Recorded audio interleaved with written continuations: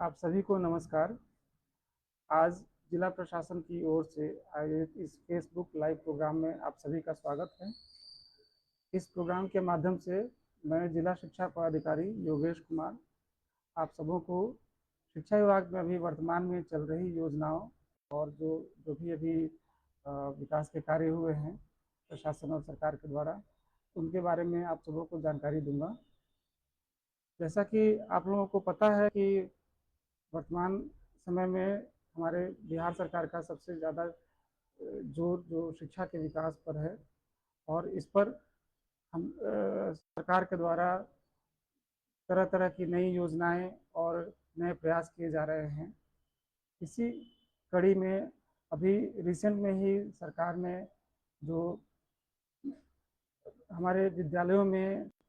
जो रात्रि प्रहरी हैं और जो रसोइया हैं उनके मानदेय में दुगनी वृद्धि कर दी है, ताकि उन लोगों को जो पहले कम राशि मिलती थी उसको उससे उनके भरण पोषण में दिक्कत आती थी। अब ये राशि बढ़ करके दुगनी हो गई है, तो वो लोग सारा ध्यान अपना जो बच्चों पर देंगे। इसी तरह जो हमारे विद्यालयों में स्वास्थ्य शारीरिक शिक्षक और स्वास्थ्य अनुदेशक थे उनके मानदेय में भी दुगनी वृद्धि की गई है। पहले उन लोग को 8,000 रुपये मिलते थे, अभी 16,000 रुपये 1 अगस्त से दिए जाएंगे। विद्यालयों में शिक्षकों की कमी को देखते हुए बिहार सरकार ने पिछले विगत वर्षों में लगातार नए नए शिक्षकों की बहाली की है। इन शिक्षकों की बहाली अब नियमित रूप से बिहार लोक सेवा आयोग के माध्यम से की जा रही है, ताकि शिक्षकों की जो गुणवत्तापूर्ण जो ये जो जनरेशन है वो हम लोग को प्राप्त हो, अच्छे क्वालिटी के शिक्षक प्राप्त हों। इसी कड़ी में लगभग टीआरई 1, 2 और 3 में कुल मिलाकर जिले में लगभग आपके ये 6,000 से अधिक शिक्षक बहाल हुए हैं। यही नहीं, जो पुराने हमारे नियोजित शिक्षक थे उन लोग को भी सरकार के द्वारा ये प्रयास किया जा रहा है कि उन लोग को नियमित शिक्षक के रूप में शिक्षा की मुख्य धारा में शामिल किया जाए। इसके लिए उन्होंने ऐसे नियोजित शिक्षकों के लिए सक्षमता परीक्षा आयोजित की है, जिसमें भाग लेकर के वैसे जो नियोजित शिक्षक है वो विशिष्ट शिक्षक के रूप में हमारे शिक्षा की मुख्य धारा में शामिल हो रहे हैं। इधर इस सक्षमता 1 और सक्षमता 2 की परीक्षा आयोजित करते हुए हमारे यहाँ लगभग सक्षमता 1 में 6,635 शिक्षक और सक्षमता 2 में 1,362 शिक्षक जो है नियोजित से विशिष्ट शिक्षक के रूप में पात्रता हासिल कर चुके हैं। यही नहीं, हमारे विद्यालयों का जो प्रशासन अच्छे से सुदृढ़ हो, शिक्षक अपना केवल पठन पाठन पर ध्यान दें, इसको ध्यान में रखते हुए बिहार सरकार जो प्राथमिक विद्यालय है उसमें प्रधान शिक्षक और जो आपके हाई स्कूल है उसमें प्रधानाध्यापकों की बहाली की गई है। इसके अंतर्गत हमारे यहाँ कुल 778 प्रधान शिक्षक और हाई स्कूल्स में 148 आपके जो प्रधानाध्यापकों की नियुक्ति विगत दिनों में की गई है। विद्यालयों में जो परिचारी और लिपिकों की कमी को देखते हुए सरकार द्वारा इनकी भी रिक्तियां भरी जा रही हैं, और इसके लिए सर्वप्रथम जो हमारे शिक्षा विभाग से संबंधित जो कर्मी या शिक्षक थे जो कि सेवाकालीन जिनकी मृत्यु हो चुकी थी, उनके अनुकंपा आश्रितों को अनुकंपा के आधार पर अभी नौकरी देने के लिए ये विद्यालय लिपिक और विद्यालय परिचारी के पदों पर भी उनकी नियुक्ति की जा रही है। इधर विद्यालयों में आधारभूत संरचना के विकास के लिए भी सरकार द्वारा काफ़ी प्रयास किए गए हैं। इसके तहत देखा जाए तो हमारे जो विद्यालय हैं उसमें लगभग 841 से अधिक विद्यालयों में बृहत मरम्मति के कार्य, इसके अलावा 897 विद्यालयों में पेयजल के लिए बोरिंग और हैंड वॉशिंग स्टेशन का निर्माण किया गया है। इसी तरह लगभग 523 विद्यालयों में 15,000 से अधिक बेंच डेस्क इस आपके 24-25 वित्तीय वर्ष में सप्लाई किए गए हैं। समग्र शिक्षा अभियान के माध्यम से 375 शौचालयों का निर्माण विभिन्न विद्यालयों में कराया गया है।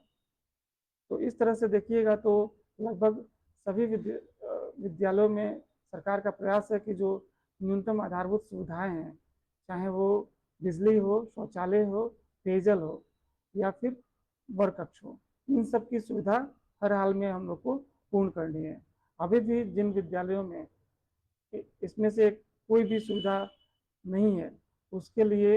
सरकार द्वारा BSEIDC के माध्यम से समेकित रूप से निविदा प्रकाशित की जा रही है, ताकि वैसे विद्यालयों का जीर्णोद्धार और मरम्मति एक साथ कराया जा सके, तीव्र गति से कराया जा सके। इसके अलावा अब हम लोग ये आपको ये बताना चाहेंगे कि सरकार के द्वारा जो विभिन्न बच्चों के प्रोत्साहन के लिए जो विभिन्न प्रकार की योजनाएं चलाई जा रही हैं, इसमें आपको पहले से भी पता होगा कि प्रत्येक कक्षा 1 से लेके 12वीं तक के बच्चों बच्चियों को सरकार के द्वारा अलग अलग स्तर पर अलग अलग रूप में छात्रवृत्ति की राशि और पोशाक की राशि प्रदान की जाती है। इसके अलावा यदि आपकी बच्चियां और बच्चे 10th पास करते हैं और 12th पास करते हैं, तो उनको प्रोत्साहन की राशि जो मुख्यमंत्री बालक बालिका प्रोत्साहन योजना के रूप में प्रदान की जाती है। इंटरमीडिएट उत्तीर्ण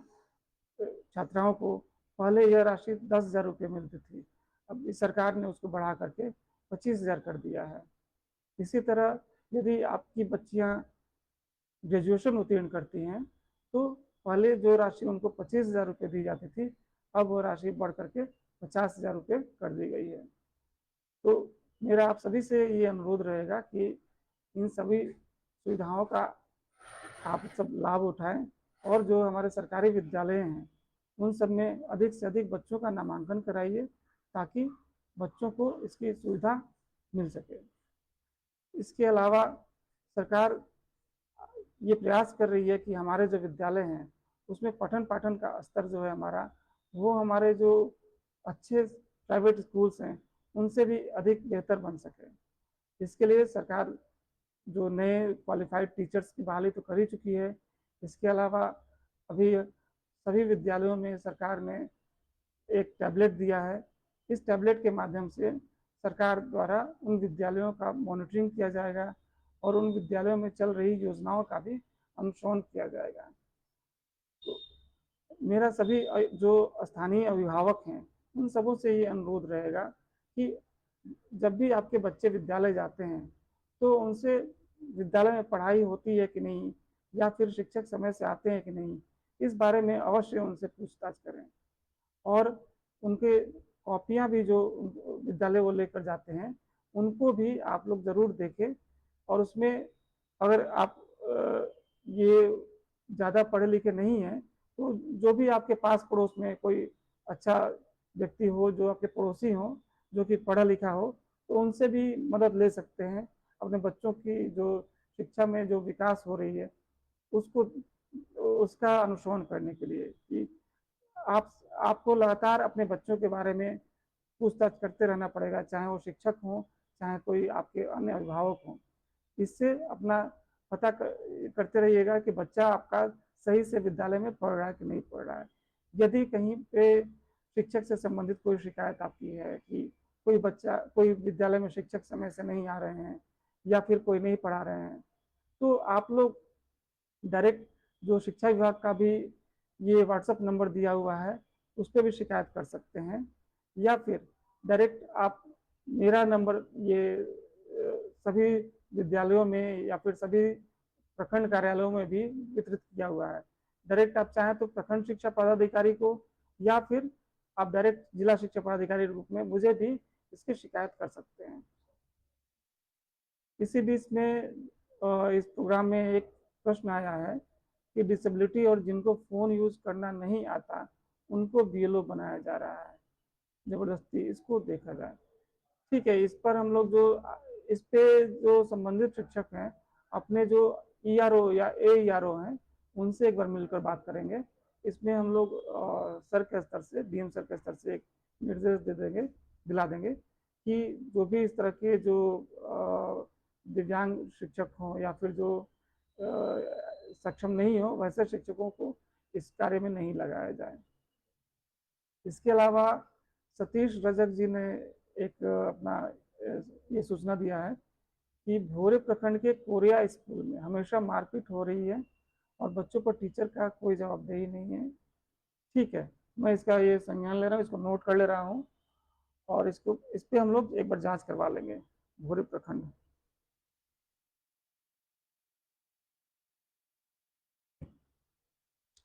तो मैं आप लोग को ये बता रहा था कि विद्यालयों में जो समय समय पर आप लोगों के लिए, जो अभिभावकों के लिए पीटीएम रखा जाता है, यानी कि शिक्षक अभिभावक गोष्ठी रखी जाती है। मैं आप लोगों से ये गुजारिश करूंगा कि जब भी आपको मौका मिलता है आप जरूर जाएं और इन पीटीएम जो शिक्षक अभिभावक गोष्ठी है इसके माध्यम से अपने बच्चों की जो तरक्की है, जो उनका विकास है उसको देखें और वहाँ पे जो भी आपके मन में सवाल आते हो विद्यालय को लेकर के या फिर अपने बच्चे को लेकर के, उसको जरूर उस शिक्षक को या फिर उस एचएम को, उस विद्यालय के एचएम के सामने रखें और कोशिश करें कि उन जो शिक्षक हैं वो अपने आपके बच्चे की जो समस्या या कोई सुझाव है उस पर दूर करें उसको, समस्या को। ये इसके अलावा आप समय समय पर ये अपने बच्चों से का जो ये होमवर्क की कॉपी चेक करते हैं वो सब देखते हैं। यदि कोई आपको लगे किसी विषय में बच्चा मेरा कमजोर हो रहा है या किसी विषय में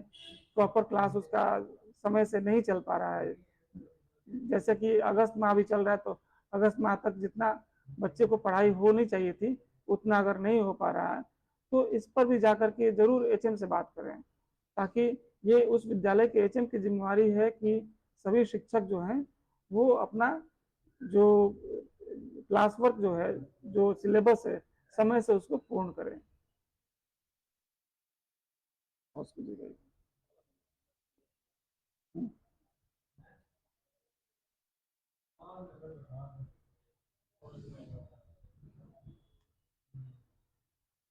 ये जो एक अनिल कुमार राय जी का एक ये है, बहुत जगह एचएम को प्रभार नहीं मिल रहा है जिसपे संज्ञान, इस पे ऑलरेडी अभी मैं चिट्ठी एक साइन कर दिया हूँ, वो आप लोग को ग्रुप में ही मिल जाएगा। इसमें मैंने यही निर्देश दिया है 24 घंटे के अंदर जो भी नए शिक्षक एचएम और अभी एक और ये आया है कि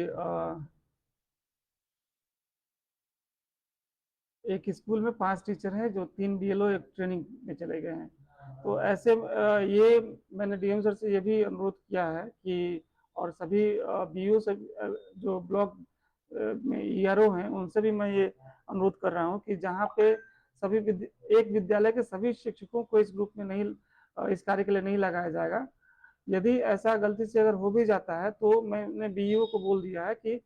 जो अगल बगल के अतिरिक्त शिक्षक हैं उनको उस विद्यालय में पठन पाठन पाठन के कार्य में ये लगा दिया जाएगा ताकि किसी विद्यालय का पठन पाठन का कार्य बाधित नहीं हो। ठीक है, तो मैं यही कह रहा था कि इसमें जो अभी हम लोग का सबसे ज्यादा ध्यान है कि विद्यालयों में जो पठन पाठन है उसकी गुणवत्ता में सुधार कैसे किया जाए। तो इसके लिए शिक्षकों के साथ साथ हमें आप गार्जियंस का भी सहयोग काफी जरूरी है। जब तक आप बच्चों से क्वेरी नहीं कीजिएगा या फिर बच्चे आपके बताएंगे नहीं कि कहाँ पे कमी है या क्या दिक्कत हो रही है, तब तक शिक्षकों से हम लोग उस तरह का फिर ये फीडबैक या फिर उनको उनपे मॉनिटरिंग नहीं कर पाएंगे। तो जब भी पीटीएम हो विद्यालय में या फिर शिक्षक विभाग गोष्ठी हो उसमें आप सबसे मेरा दरख्वास्त यही रहेगा कि आप लोग जरूर जाएं और बढ़ चढ़कर उसमें हिस्सा लें। इसके अलावा विद्यालयों में जो भी नए नए कार्य हो रहे हैं, चाहे वो सरकार की योजनाएं चल रही हैं और जो भी उसका भी एक बार आप लोग अपने स्तर से देख लीजिए, अगर कहीं भी कुछ दिक्कत आती है तो उसमें आवश्यकता के अनुसार आप लोग स्टेट में या फिर जिला स्तर पर शिकायत भी कर सकते हैं। अब जहाँ तक किसी विद्यालय में यदि कोई लॉ एंड ऑर्डर या फिर किसी अनुशासन तोड़ने की अगर कोई बात आती है, तो उसमें अगर मेरे पास शिकायत आएगी तो मैं जरूर उस विद्यालय पे के एचएम पे और शिक्षकों पे कार्रवाई करूंगा। और ये जो बता रहे हैं एक सतीश रजक जी, ये आप कृपया अपने स्कूल का नाम बता दीजिए, किस विद्यालय में ये मारपीट हुआ है, तो मैं देख करके वहां पे जांच करवा लूंगा एक बार। तो मेरा फिर आप सबों से यही अनुरोध रहेगा कि ज़्यादा से ज़्यादा विद्यालय में अपना सहयोग दीजिए। और विद्यालय में सब कोशिश सबसे ज़्यादा यही होनी चाहिए कि कुछ भी हो, पठन पाठन वहाँ बाधित नहीं होना चाहिए। पठन पाठन में शिक्षकों का 100% योगदान हो, इस ये भी आप लोग इंश्योर कीजिएगा। और इसमें घर पर यदि बच्चा कुछ होमवर्क लेकर आता है तो कोशिश कीजिए कि बच्चे को पढ़ने के लिए समय मिले घर पे, वहाँ पे एक जगह उसका निर्धारित हो जो घर पे, कि कहीं पे जो उसका स्टडी रूम टाइप का या फिर स्टडी कॉर्नर टाइप का वो बने, और वहाँ पे बच्चा अपना होमवर्क कर सके या फिर जो भी पढ़ाई हो उसका वो पूर्ण कर सके। तो इस तरह से यदि आपका सपोर्ट रहेगा तो मेरा पूरा विश्वास है कि हम लोग जो अपने सरकारी विद्यालय हैं वहाँ पे जितना हम लोग